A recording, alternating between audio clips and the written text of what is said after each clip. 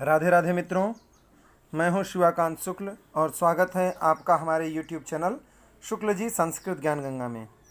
मित्रों, हम लोग महाकवि माघ जी के द्वारा रचित शिशुपाल वध महाकाव्य जो है इसके प्रथम सर्ग पर विचार कर रहे हैं। और बड़ी ही खुशी की बात है कि कल हम लोग 39 श्लोक तक का अध्ययन कर लिए हैं। आज की वीडियो में फिर हम उससे आगे 40वें श्लोक से अध्ययन को प्रारंभ कर रहे हैं। ठीक है, आशा करता हूं कि पीछे के जितने भी श्लोक हैं वो सब आपको समझ में आए होंगे। अब ज़्यादा नहीं है, 35 श्लोक और है। मैं प्रयास ये कर रहा हूं कि जुलाई तक ही इसकी वीडियो बनाऊंगा। जुलाई तक में जितनी बन पाएगी, प्रयास तो है पूरा बनाने की। अगर पूरा हो जाता है तो बड़ी अच्छी बात है, और अगर पूरा नहीं हो पाता है तो इसके बाद फिर बंद करके सीधा प्रश्नोत्तरी प्रारंभ करेंगे। ठीक है। अच्छा, दूसरी बात, एक और इम्पॉर्टेंट बात यह है कि आप लोगों का हमको बड़ा ही अच्छा सहयोग मिला। जैसा कि आप लोगों को सब्सक्राइबर्स के जो नोटिफिकेशन है वो दिख रहे होंगे कि अभी इस समय 870 सब्सक्राइबर हो चुके हैं। ठीक है, ज़्यादा से ज़्यादा अगर 130 और हो जाते हैं तो फिर हम लाइव भी आप लोगों की कक्षाएं ले सकते हैं। क्योंकि ऐसा हमने सुना है, अब मैं यूट्यूब के बारे में बहुत विशेष जानकारी तो नहीं रखता हूं, लेकिन ऐसा सुना हूं कि अगर 1000 सब्सक्राइबर्स हो जाते हैं तो फिर लाइव चलाया जा सकता है। तो मेरी ऐसी इच्छा है कि अगर 1000 पूरे हो जाते हैं और लाइव चलाने के लिए मुझे परमिशन ग्रांट हो जाता है यूट्यूब कंपनी की तरफ से, तो फिर आप लोगों की जो प्रश्नोत्तरी है वो लाइव चलेगी तो ज़्यादा अच्छा रहेगा। अब मैं यहाँ से प्रश्नोत्तरी की वीडियो बना करके अपलोड करूँ, फिर आप लोग बाद में उसे सॉल्व करें, उसमें थोड़ा मज़ा कम आता है। ठीक है। और जब आप लोग लाइव चलता रहेगा तो मैं आप लोगों को क्वेश्चन दिखाऊंगा, फिर आप लोग जो आंसर देंगे उसे मैं देखूंगा भी। और आप लोगों ने क्या गलती की, कहाँ से आप लोगों को पकड़ना है, कैसे आप लोगों को बात समझ में आनी चाहिए। हाँ, अब ये जैसे इसमें 75 श्लोक हैं, 75। अब ये पूरे तो आपको कंठस्थ हो नहीं सकते, शायद किसी को कंठस्थ हो, हम ऐसा नहीं कह रहे हैं। लेकिन जो अभी तैयारी प्रारंभ ही कर रहे हैं उनको, बहुत ऐसे लोग हैं जिनको कंठस्थ नहीं हो पाता है। तो जिनको कंठस्थ नहीं है वो लोग कैसे एग्ज़ाम में बैठें, एग्ज़ाम को कैसे अटेंड करें, कैसे उनको पता चले कि नहीं ये जो पंक्तियाँ उठी हैं ये किस काव्य से है, किस नाटक से है, उसके कितने क्या क्या मतलब उसके तरीके हैं। जैसे मैं एग्ज़ाम देता हूं तो मैं एक ट्रिकली एग्ज़ाम देता हूं कि किस तरीके से एग्ज़ाम को क्वालिफाइड किया जाता है। मैंने विस्तृत अध्ययन तो किया ही है, उसके साथ साथ ट्रिकली अध्ययन का भी नॉलेज मुझे है कि जिससे कि ये पता चल सके कि मैं एग्ज़ाम को कैसे क्रैक करूं। तो इसलिए मैं ऐसा सोचता हूं कि अगर इसमें लाइव चलाने के लिए मुझे परमिशन ग्रांट हो जाता है तो मैं आप लोगों को बहुत ही अच्छी तरीके से प्रश्नोत्तरी भी करवाऊंगा, और प्रश्नोत्तरी के साथ साथ आप लोगों को क्या कहते हैं उसको, जो विशेष एक फॉर्मूला होता है, एक विशेष जो पद्धति होती है वो बताऊंगा कि एग्ज़ाम को कैसे क्रैक किया जाता है। तो आप लोग थोड़ा सपोर्ट अगर कर देंगे और 1000 सब्सक्राइबर्स अगर हमारे हो जाते हैं तो ठीक, मैं उसी समय प्रयास करूंगा कि हमको लाइव चलाने के लिए परमिशन ग्रांट हो जाए। और जैसे ही परमिशन मिलता है तो फिर मैं आप लोगों के सामने लाइव क्लासेस लूँगा, और लाइव में फिर आनंद ही कुछ और है। क्योंकि लाइव में तो पता चलता है ना कि भाई प्रश्नोत्तरी क्या चल रही है, कैसे चल रही है, आपने जो कमेंट किया, जो उत्तर दिया वो सही है कि गलत है, कैसा है कैसा नहीं है। तो ये सारी बातें हैं। इसलिए आप लोग तो थोड़ा सा प्रयास करिए, वीडियो को शेयर करिए, और चैनल पर पहली बार आए हैं तो आप भी सब्सक्राइब कर लीजिए, वीडियो को लाइक कर दीजिए। कई लोग तो ऐसे हैं, देख लेते हैं, सब्सक्राइब ही नहीं करते हैं। जैसे हमारी जो सबसे पहली वीडियो डली हुई है व्याकरण की, उसको देखने वाले लगभग 5500 लोग हैं। अगर सब लोग सब्सक्राइब किए होते तो आज 5500 सब्सक्राइबर हो गए होते। लेकिन कोई बात नहीं, खैर जिसकी जैसी इच्छा। तो आप लोग ये ज़रूर ध्यान दीजिए कि ज़्यादा से ज़्यादा वीडियो को शेयर करिए, अच्छी लगे तो लाइक ज़रूर करिए और सब्सक्राइब ज़रूर कर दिया करिए। ठीक है, चलते हैं अपने श्लोक की तरफ। प्रवृत्त एव स्वयमोज्झितश्रमः क्रमेण पेष्टुं भुवनाद्विषामसि तथापि वाचालतया युनक्ति मां मिथस्त्वदाभाषणलोलुपं मनः। प्रवृत्त एव स्वयमुज्झितश्रमः क्रमेण पेष्टुं भुवनाद्विषामसि तथापि वाचालतया युनक्ति मां मिथस्त्वदाभाषणलोलुपं मनः। देखिए कह रहे हैं उज्झित श्रमः। उज्झित श्रमः अर्थात जिसने अपने श्रम को क्या कर दिया है, उज्झित कर दिया है, त्याग दिया है। यहाँ असी क्रियापद है, असी से त्वम को अपने आप पकड़ लेंगे, ठीक है, क्योंकि क्रिया के द्वारा कर्ता का बोध हो जाता है। अगर उत्तम पुरुष और मध्यम पुरुष के हैं तो, और प्रथम पुरुष के हैं तो भाई कुछ भी कर्ता हो सकता है, वो तो प्रकरण के अनुसार लगा लिया जाता है। तो वही कह रहे हैं उज्झित श्रमः असि, आप कैसे हैं, उज्झित श्रम वाले हैं, अर्थात आपने परिश्रम का त्याग दिया है। ऐसे परिश्रम के त्यागे होकर के भी क्रमेण माने क्रम से, उज्झित श्रमः अर्थात जिसने अपने श्रम को, परिश्रम को क्या कर दिया है, उज्झित कर दिया है, ऐसा त्यागे हुए होकर के क्रमेण माने क्रम से क्या करते हैं, तो कह रहे हैं कि भुवन दुषाम, जो भुवन के दुष, भुवन दुषा, जो भुवन के दुषाम अर्थात दुष माने होता है बैरी, जो भुवन माने पृथ्वी के, संसार के बैरी हैं, द्वेष करने वाले हैं संसार से। ऐसे कौन, दुष्ट लोग, असुर लोग।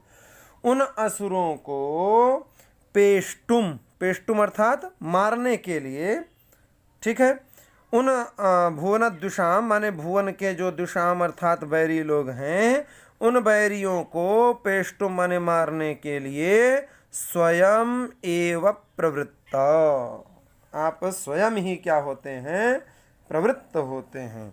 स्वयं एव प्रवृत्त, स्वयं एव प्रवृत्त, आप स्वयं ही क्या होते हैं, प्रवृत्त होते हैं। प्रवृत्त, फिर यहाँ असी पद यहाँ से ले लेंगे। तो स्वयं, स्वयं एव माने स्वयं ही प्रवृत्त असि, आप स्वयं ही प्रवृत्त होते हैं। किसको, असुरों को मारने के लिए। क्यों, क्योंकि वो भुवन के दुषाम, भुवन के संसार के बैरी हैं, शत्रु हैं, संसार से द्वेष करने वाले हैं, इसलिए उनको पेष्टुम माने मारने के लिए, इसमें तुमुन प्रत्यय है, ये चतुर्थी का प्रयोग नहीं है, इसमें तुमुन प्रत्यय है, तो पेष्टुम अर्थात मारने के लिए स्वयं एव प्रवृत्त असि, स्वयं ही, आप स्वयं ही क्या होते हैं, प्रवृत्त होते हैं। देखिए तुमुन प्रत्यय के लिए एक बहुत ही विशेष आपको बात बताऊं, तुमुन प्रत्यय तभी लगाया जा सकता है, तुमुन अथवा अक्त्वा अथवा ल्यप, जब दो क्रिया हो। अब यहाँ पर ये क्या है, पेष्टुम माने मारने के लिए, फिर प्रवृत्त असि, यहाँ पर असी पद भी है, ठीक है, अस धातु है। तो दो धातुओं का जब प्रयोग, दो क्रियापदों का जब प्रयोग होता है, तब ये सारे प्रत्यय लगाए जाते हैं। भाई मारने के लिए, फिर क्या हुए, प्रवृत्त हुए, अथवा तलवार उठाए, हाँ, अथवा पकड़ लिए, तो ये सब क्या हो गए, दो क्रियाएं हो गई। वही कह रहे हैं कि उज्झित श्रमः, जिन्होंने अपने श्रम को उज्झित कर दिया है, त्याग दिया है, ऐसे परिश्रम को त्यागे हुए हो करके क्रमेण माने क्रम से, भुवन दुषाम, जो भुवन के माने संसार के बैरी हैं, संसार से जो द्वेष करने वाले हैं, ऐसे बैरियों को पेष्टुम, पेष्टुम अर्थात मारितुम, उनको मारने के लिए स्वयं एव प्रवृत्त असि, आप स्वयं ही क्या होते हैं, प्रवृत्त होते हैं। ठीक, आप स्वयं ही प्रवृत्त हुए, ठीक है। तथापि माने फिर भी, आप स्वयं ही उसमें प्रवृत्त होते हुए, फिर भी कैसा, तो कह रहे हैं कि तथापि माने फिर भी, कह रहे हैं मिथः, मिथः का तात्पर्य होता है जो एकांत क्षण हो, ऐसा मिथः, तथापि माने फिर भी, मिथः माने एकांत में, त्वदाभाषण लोलुपम, त्वद आभाषण, आपसे आभाषण करने के लिए, आपसे वार्तालाप करने के लिए, लोलुपः माने लोभी, यह जो मन, यह जो मेरा मन है, ठीक है, तथापि माने फिर भी, तथापि अर्थात फिर भी, मिथः माने एकांत में, त्वद आभाषण लोलुपम, आपसे आभाषण माने बात, वार्तालाप करने का जो लोलुप माने लोभी, मेरा मन, मन माने यह जो मेरा मन है, ये मन क्या करता है, तो कह रहे हैं माम, माम अर्थात मुझे, वाचालतया युनक्ति, वाचालतया माने वाचालता से क्या कर रहा है, युनक्ति अर्थात जोड़ रहा है। ठीक है ना, एक मिनट, वही कह रहे हैं कि तथापि अर्थात फिर भी, पहले ऊपर वाली पंक्ति देखिए, कह रहे हैं उज्जित श्रम, श्रम को जिसने क्या कर दिया है, उज्जित कर दिया है, ऐसा हो करके क्रमेण माने क्रम से, जो भुवनद्विषाम, भुवन के जो द्विष अर्थात बैरी है, भुवन अर्थात संसार से द्वेष करने वाले हैं, ऐसे दुष्टों को, राक्षसों को पेष्टुम माने मारने के लिए स्वयं एव प्रवृत्त असि, आप स्वयं ही प्रवृत्त हुए। तथापि माने फिर भी, मिथः माने एकांत में, त्वद आभाषण लोलुपम, आपसे आभाषण माने वार्तालाप करने का लोलुप, लोभी जो मेरा मन है, वो माम माने मुझको, वाचालतया, वाचालता के कारण, युनक्ति माने जोड़ रहा है, वाचालता से क्या कर रहा है, जोड़ रहा है, मुझे मतलब वाचाल बना रहा है। ठीक है, आगे अर्थ को देख लेते हैं एक बार। कह रहे हैं कि यद्यपि आप परिश्रम त्यागे हुए होकर क्रम से संसार से द्वेष करने वालों माने असुरों तथा दुष्टों को मारने के लिए स्वयं ही प्रवृत्त हुए हैं, माने मुझे कहने की आवश्यकता नहीं है, तथापि माने फिर भी एकांत में आपसे वार्तालाप का लोभी यह जो मेरा मन है, यह मुझे वाचालता से जोड़ रहा है। अर्थात नारद जी बताने के लिए आए हैं कि भाई ऐसा ऐसा होना चाहिए। ठीक है, नारद जी क्या हैं, भगवान के एक प्रकार से सचिव जैसे हैं।